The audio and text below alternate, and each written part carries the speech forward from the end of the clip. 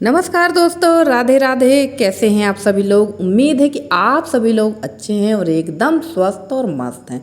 तो मैं भी अच्छी हूँ और बस अब जो है जोरों शोरों से लगा हुआ खेती किसानी वाला काम। तो मेरे यहाँ मेरा भर नहीं, सभी जो इनके यहाँ जितनी मेरी बहनें हैं जिनके यहाँ खेती है सभी के यहाँ ये सारे काम चल रहे हैं। तो फटाफट से देखिए, ये गेहूँ की गाहनी हो गई थी हमारी और ये मैं नाप रही हूँ। ये जो टब है ना, ये 4 कुड़े का है, यानी 20 किलो का है। तो मैं यहाँ पर नाप बना रही हूँ क्योंकि मुझे लगभग 1 कुंटल गेहूँ नापना, और 1 कुंटल गेहूँ नापते नापते तो मेरी हालत ख़राब हो जाएगी। तो यहाँ मैं इसका नाप बना लेती हूँ और इस टब के अकॉर्डिंग मैं 1 कुंटल गेहूँ नाप के रख दूँगी। तो 1 कुंटल में लगभग 25 कुड़े 20 कुड़े गेहूँ आता है। 25 नहीं, 20 कुड़े यानी ये जो जिससे मैं नाप रही हूँ ये 5 किलो का होता है। तो अब लगा लो 20 में 5 का गुणा कर लो कितने 20 में 5 का गुणा करेंगे तो कितना होता है, 1 कुंटल में कितना अनाज आता है। तो उसी हिसाब से यहाँ पर मैं दे रही थी। और ये जो है ये मजदूरी है उन लोगों की जिन्होंने खेत की कटाई की है। और इस बार जो है हम लोगों को ना खेती में बिल्कुल भी प्रॉफिट नहीं हुआ, सिर्फ लॉस ही लॉस हुआ है। और क्या बताएं, अब क्या कह सकते हैं। पर फिर भी ये है कि गेहूँ मुझे देखते हैं लेना पड़ा तो लेंगे, नहीं तो नहीं लेंगे। क्योंकि मेरा भी पुराना गेहूँ आप लोगों ने देखा था फरवरी मार्च के समय मैं जब इस घर पे आई हुई थी, तब मैंने उस समय का गेहूँ फरवरी मार्च के समय धुला था। तो लगभग 1 कुंटल गेहूँ, 1.5 कुंटल गेहूँ मेरे पास पुराना रखा हुआ है। तो देखते हैं अभी अगर मेरे पास इसमें से करीब 50 किलो गेहूँ भी अगर बच रहा है तो गेहूँ मैं नहीं खरीदूंगी, क्योंकि रखने में स्टोरेज में भी दिक्कत होगी और ज़्यादा रखना भी नहीं चाहिए, क्योंकि सबसे ज़्यादा डर लगता है सीलन कीड़े वगैरह लगने का। तो वैसे अब तो सीलन की कोई प्रॉब्लम नहीं होगी यहाँ पर ये कहना भी गलत है, क्योंकि अभी हमने यहाँ पर पहली बरसात अभी देखी नहीं है। अभी बरसात जब आएगी तब देखी जाएगी। तो चलिए, यहाँ मैं फटाफट से गेहूँ का नाप बनाकर गेहूँ नापने लग गई थी। और यहाँ उसके बाद मैं आ गई थी छत पे। तो जैसे मैंने बताया कि मेरे पास से पुराना गेहूँ, तो ये मेरा पुराना गेहूँ है जो मैं एक बार सुखा चुकी हूँ और दोबारा से फिर मैंने इसको धूप दिखाई, क्योंकि भाई मैं अनाज के लिए लापरवाही बिल्कुल भी नहीं करती हूँ। बड़ी सावधानी के साथ अनाज रखती हूँ। और अगर मेरे यहाँ थोड़ा सा भी सामान अगर ख़राब हो जाए और अगर मेरे हस्बैंड को पता चल जाए ना, तो हमारी हालत ख़राब हो जाएगी, क्योंकि उनको बिल्कुल भी पसंद नहीं किसी भी चीज़ का वेस्टेज। और सच बात भी है भाई, कमाते तो हम लोग इसी के लिए है ना। उनका कहना ये है कि जितना खाना है खाओ, जितना खिला सकते हो खिलाओ, पर फेंको मत। जो कमाता है उसको समझ में आता। तो ये इस चीज़ को तो मैं भी मानती हूँ। तो ये देखिए, यहाँ इतना गेहूँ है और अभी उसमें पड़ा है। तो और गेहूँ मेरा अभी 2 बोरियों में रखा है, यानी लगभग 1 कुंटल है। और अब लगभग 50 से 60 किलो गेहूँ मैंने किसी को उधार भी दे रखा है, जो कि अब ये नई फसल आने पर वो मुझे दे देंगे। तो इस साल देखते हैं, खरीदना हुआ तो खरीदेंगे, नहीं तो नहीं खरीदेंगे। और मेरे कल के ब्लॉग में मैंने डाला था बैसाख पूर्णिमा डाला था, तो मेरी 2 बहनों ने कमेंट किया कि दीदी बैसाख नहीं चैत्र पूर्णिमा है। तो हाँ, बिल्कुल सही बात है, बैसाख पूर्णिमा नहीं थी, चैत्र पूर्णिमा थी। और पता नहीं कैसे मैंने बैसाख पूर्णिमा डाल दी। और जब आप लोगों ने मुझे ये रिप्लाई किया मेरे कमेंट में, तो कहा ना कि दीदी बैसाख नहीं चैत्र पूर्णिमा, तो मुझे बहुत हंसी आई अपनी बेवकूफ़ी पे कि यार मैंने कैसे इतनी बड़ी गलती कर दी। तो हो जाता है, कभी कभी गलतियाँ होती हैं। और हमारी जो किरण दीदी हैं ये मुझसे नाराज़ हो गई हैं। इन्होंने कहा है निधि तुम जबलपुर आके चली भी गई और मुझसे मिली भी नहीं, मैंने अपना एड्रेस भी दिया था। तो दीदी आपने एड्रेस दिया था, बट मुझसे सबसे बड़ी गलती हो गई, मैंने उसे नोट नहीं किया। तो प्लीज़ आप अगर वीडियो देख रहे हो तो एक बार अपना एड्रेस दीजिए। और वैसे मुझे जाना था 13 तारीख को, 13 तारीख की शाम को जाना था, 14 रुकना था और 15 को रिटर्न होना था। पर अचानक से मेरे पापा की तबीयत थोड़ा सा अप डाउन हो रही थी, जिसकी वजह से मुझे ना जाना पड़ा फ्राइडे के दिन। और पापा की मेरी दवाइयाँ चलती हैं तो मुझे जाना ही पड़ता। और पता नहीं क्यों मेरे पापा की एक अच्छी आदत बोलो या गंदी आदत, जबकि मेरी 2 बहनें जबलपुर में है, मेरा भाई भी उनको लेकर जाने की कोशिश करता, पर पता नहीं क्यों वो जिद पकड़ लेते हैं कि जाऊंगा तो मेरे साथ, मतलब मेरे साथ ही जाऊंगा, नहीं तो नहीं जाऊंगा उनका। और रात को भी मैंने मना कर दिया था कि नहीं मैं नहीं जाऊंगी, मैं 13 तारीख को जाऊंगी। पर उन्होंने रात को 10:30 बजे फ़ोन लगा के कहा बेटा हमारे साथ चलो, चलना पड़ेगा। तो मुझे जाना पड़ गया, क्योंकि माँ बाप के सामने हम लोगों की नहीं चल पाती है। पता नहीं कब क्या कैसा किस मूड से किस मुंह से कोई कह रहा है, तो हमें उनकी बात का ध्यान रखना चाहिए। और एकदम लगातार मना भी नहीं कर सकते, क्योंकि माँ बाप ही हैं जिनकी जितनी सेवा कर लो उतना ही अच्छा, मेरा तो यही है। और उनका जो लगाव है मुझसे कुछ ज़रूरत से ज़्यादा ही है, इसलिए वो हर कहीं भी जाएंगे डॉक्टर के पास। जब से उनका ट्रीटमेंट चल रहा है लगभग 3 साल से, क्योंकि मैंने 3 साल पहले भी ब्लॉग डाला था जब मेरे पापा की बहुत तबीयत ख़राब हुई थी, उनको एक्चुअली पैरालिसिस अटैक आया था। तब से लेके आज तक का रिकॉर्ड है वो मेरे साथ ही ट्रीटमेंट के लिए जाते हैं। मम्मी तो जाती हैं साथ में, पर पूरा मुझे ही वहाँ जाकर सब उनका करना पड़ता है। तो और इस बार जो है पापा कम से कम 7 या 8 महीने बाद गए थे। हाँ जी, अगस्त में गए थे, उसके बाद अब गए थे। और इतने दिन से दवाई ले लेकर खा रहे थे, तो डॉक्टर से भी काफ़ी लंबी फटकार पड़ी, और उसका कारण यही था कि पापा अब चलेंगे तब चलेंगे। पर इस बार मैं उनसे मना नहीं कर पाई, जिसके लिए मुझे जाना ही पड़ा। पर हाँ, मैं आऊँगी ज़रूर, और आप अपना एड्रेस ज़रूर बताइए, मैं उसको नोट कर लूँगी। तो जब भी आऊँगी आपसे मिलने ज़रूर पहुँचूँगी। और नहा धोकर मैं पहुँच गई थी खाना बनाने के लिए, क्योंकि खाना बनाने में ना काफ़ी लेट हो गया।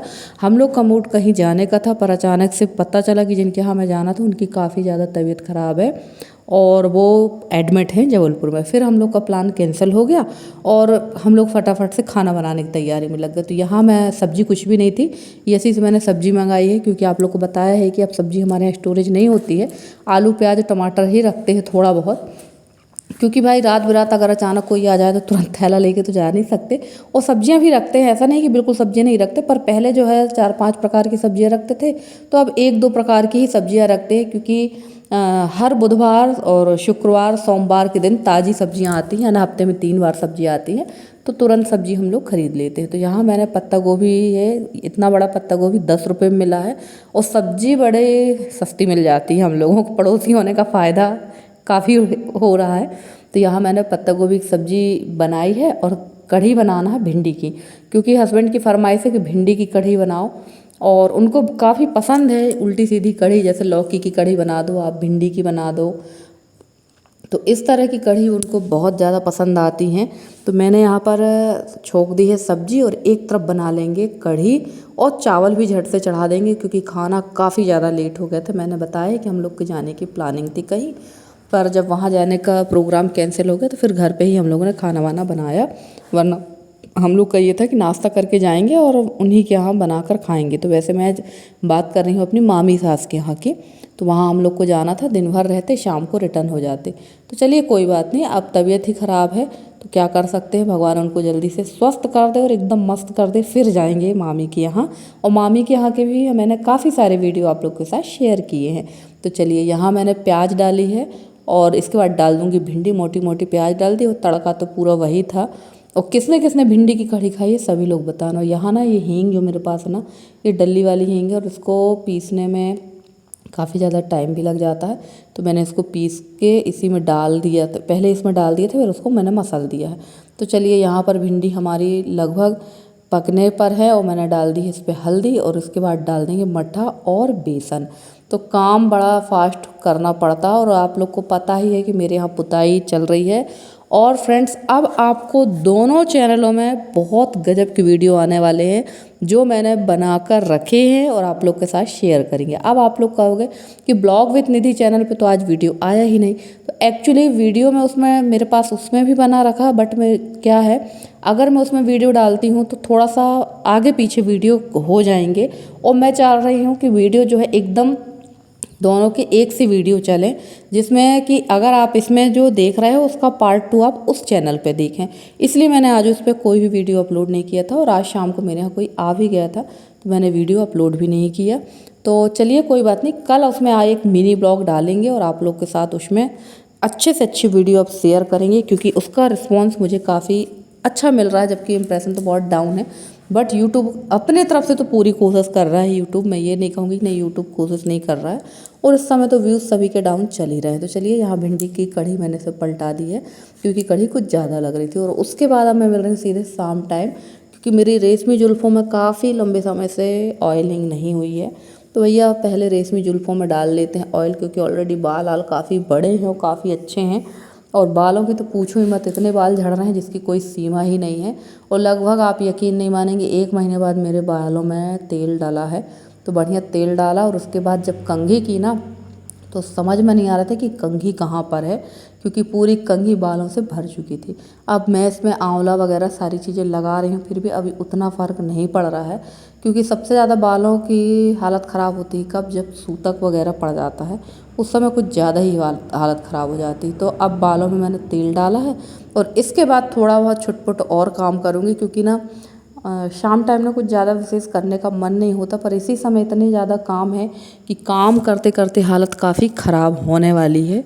और अभी तो मुझे गेहूँ वगैरह भी मैंने देखा ही है आपने, मैंने धुल के डाला है, तो गेहूँ भी मुझे पुराना गेहूँ भी साफ़ करना है, नया गेहूँ भी साफ़ करना, और मज़दूर जो है इस समय एक भी मज़दूर नहीं मिल रहे हैं। और मैं सोच रही हूँ कि मेरा पुताई का काम जल्दी से निपट जाए तो मैं बाकी का काम करूँ। अब आप लोग कह रहे हो कि ऐसी कैसी कितनी पुताई हो रही, रंग पेंट तो हो नहीं रहा। तो दरअसल क्या है, जो हमारी खिड़कियाँ हैं इसमें सबसे पहले इसकी जंग और जो कहना चाहिए सीमेंट लगा था वो छुड़ाया गया, फिर उसमें प्राइमर हुआ, फिर पेंट हुआ, फिर पेंट 2-2 कोट हुआ। तो इन चीज़ों में टाइम तो लगता है, बड़े फिनिशिंग के साथ ये काम करना पड़ता है। बाकी पेंट तो अभी नहीं हो रहा, पेंट कभी लगभग 1-1.5 साल तो अभी हम लोग घर पे पेंट नहीं कराएंगे, इसके बाद ही कराएंगे। वाइट सीमेंट हो रहा है, क्योंकि जहाँ जहाँ आपने देखा सीमेंट वगैरह लगी वहाँ वहाँ वाइट सीमेंट हम लोग करवा रहे हैं। तो चलिए, यहाँ पर मैं बैठ गई थी धना बीनने के लिए और ये भैया कर रहे हैं पुताई। और फ्रेंड्स, आज का वीडियो आप लोग को कैसा लगा ज़रूर बताना कमेंट करके। अगर आपको आज का वीडियो पसंद आए तो प्लीज़ वीडियो को लाइक कर दीजिए, चैनल पे नए हैं तो चैनल को सब्सक्राइब कर लीजिए और ज़्यादा से ज़्यादा शेयर करिए, ताकि मैं भी थोड़ी सा आगे बढ़ सकूं। और मैंने कहा ही है कि आप लोगों के लिए अब बहुत अच्छे वीडियो आने वाले हैं, मतलब ये जो वीडियो आपको कल मिलेगा यानी मंगलवार को, बुधवार से आप लोगों को लगातार वीडियो, बहुत इंटरेस्टेड वीडियो आने वाले हैं। तो आप लोग अपना साथ ज़रूर बनाए रखिए और ज़रूर बताइएगा कि घर अब मेरा कैसा लग रहा है। सिर्फ थोड़े से क्लीनिंग में ही मेरा घर काफ़ी साफ़ सुथरा दिखने लगा और काफ़ी सुंदर लगने लगा। और जिस दिन पूरा घर में ऑयल पेंट हो जाएगा उस दिन तो घर और भी अच्छा लगेगा। तो चलिए फ्रेंड्स, आज के ब्लॉग में इतना ही है। इसके अलावा अब आपको रोज़ ही नए वीडियो देखने मिलना है दोनों चैनलों पर, जैसे कि मैंने बताया ही। तो चलिए फ्रेंड्स, आज के ब्लॉग में इतना ही, मिलते हैं आपसे अगले ब्लॉग में, तब तक ली दीजिए इजाज़त। और काफ़ी ज़्यादा यहाँ पर शोर होता है क्योंकि रोड किनारे घर है, तो काफ़ी ज़्यादा गाड़ियाँ निकलती हैं, उसका लाउड बहुत ज़्यादा होता है। तो चलिए फ्रेंड्स, मिलते हैं आपसे अगले ब्लॉग में, तब तक के लिए दीजिए इजाज़त। Bye bye and take care.